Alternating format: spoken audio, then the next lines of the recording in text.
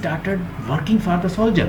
उसने एक आइडिया दिया कि क्यों ना ये सोल्जर जो मर रहे हैं, जो बगैर ड्रेसिंग के मर रहे हैं, मैं वहाँ पे जाके उनको सर्व करूँगी। उसने बरतानिया की गवर्नमेंट को एज अ वॉलंटियर ऑफर की कि I will help the soldier. उसने कहा कि मैं इन सोल्जर की हेल्प करूँगी, let me give a chance and I will help them.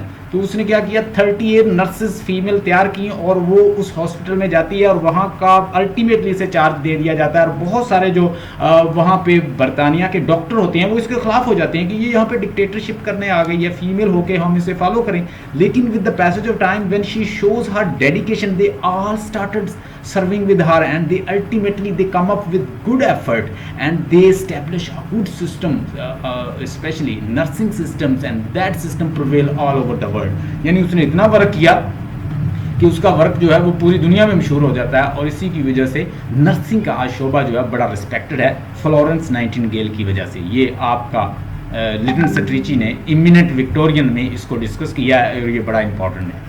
Study European hospital system, इसने क्या किया, यूरोप का जितना भी हॉस्पिटल सिस्टम था उसको स्टडी किया, उसमें ड्रॉबैक्स क्या क्या हैं, क्या क्या प्रॉब्लम्स हैं, तो वो उसके लिए वर्क शुरू कर देती है। एफिशिएंट नर्सिंग डिपार्टमेंट वर एस्टेब्लिश, और फिर एक एफिशिएंट नर्सिंग डिपार्टमेंट एस्टेब्लिश किया जाता है। मैंने आपको बताया कि 2 कंट्री जो हैं, 3 कंट्री जंग में थे, फ्रांस, रशिया और इंग्लैंड और फ्रांस का इत्तेहाद था और वो लड़ रहे थे रशिया के खिलाफ। रशियन तो वेल एस्टेब्लिश थे, लेकिन फ्रांस और जो स्पेशली इंग्लैंड के जो सोल्जर, वाउंडेड सोल्जर थे, उनकी बहुत पैथेटिक कंडीशन थी।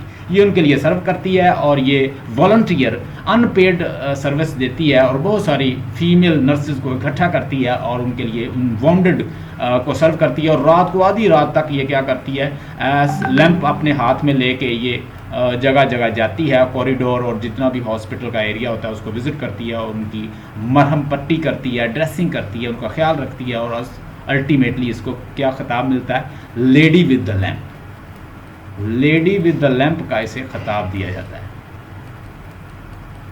नाम क्या है, फ्लोरेंस नाइटिंगेल। नोट कर लें comment. Lady with the lamp का खिताब मिलता है। At first dislike by some doctors, पहले तो डॉक्टर जो हैं वो उसे कहते हैं कि ये क्या डिक्टेटरशिप करने आ गई है, यहाँ पे ये हमारे ऊपर रौब झाड़ने और डिक्टेटरशिप करने आ गई है। तो वो उसे क्या करते हैं, उससे नाराज़ भी होते हैं। ये उनकी नाराज़गी को भी मोल लेती है और अपने वर्क पे, चूँकि इसका मेन मकसद क्या था, ना तो हुकूमत करना और ना किसी को नीचा दिखाना, तो ये उनका दिल जीत लेती है। अल्टीमेटली वो सारे डॉक्टर्स जो हैं वो इसके फॉलोअर बन जाते हैं और इसको क्या दिया, उसी हॉस्पिटल का चार्ज दे दिया जाता है। नाम है Florence Nightingale. She work carelessly and selflessly. Carelessly वो डे नाइट काम करती है, सोल्जर के पीछे जाती है, सोल्जर वाउंडेड होते हैं उनको ठीक करती है, उन मरीजों का एक स्पेसिफिक टाइम टेबल बनाती है, पूरे सिस्टम को, यूरोप के सिस्टम को स्टडी करती है और एक नए आइडिया के साथ आती है और नर्सिंग सिस्टम को बेहतर करती है। उसमें अनपेड वर्कर को लाती है और बहुत सारी फीमेल्स जो हैं उनको रिक्रूट करती है और वो सारी मिल के सर्व कर रही हैं और एक न्यू आइडिया देती है और ये प्रोमिनेंट हो जाती है पूरे यूरोप में, अक्रॉस द वर्ल्ड ये आइडिया ये जाता है। She was given the charge all of the British hospital. उससे जितने भी ब्रिटिश हॉस्पिटल्स हैं, पूरे हॉस्पिटल में जो ये प्रॉब्लम चल रहा होता है उसको चार्ज दे दिया जाता है। But she was not interested to have fame. और जब जंग ख़त्म होती है, जंग किसके दरमियान थी, फ्रांस, नोट कर लें, France, England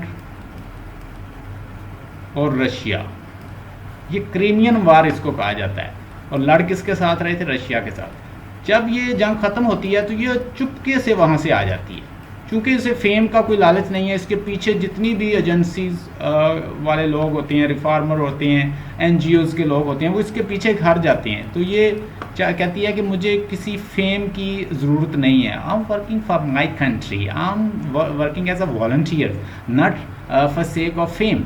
she work carelessly and selflessly. She was given the charge of all the British hospital. Through her effort, stretchers होता है मकाम। किस चीज़ का मकाम, नर्सेज का मकाम पहले इतना नहीं था, कोई नाम ही नहीं था। तो इसने उनका स्टेचर जो है उसको बुलंद किया, रेज किया, कैसे सर्व करके, डेडिकेशन के साथ, कंसंट्रेशन के साथ और अपनी अनपेड एफर्ट देकर, डे नाइट वर्क करके, लेडी विद द लैंप बन के, यानी अपने लैंप को लेती और रात को देखती कहाँ कहाँ प्रॉब्लम है और उन सोल्जर को ठीक करती, ड्रेसिंग करती, उनको गाइड करती, उनको काउंसल करती, उनको तसल्ली देती, मोटिवेट करती और उनको हील करती, सूद करती, कंफर्ट करती।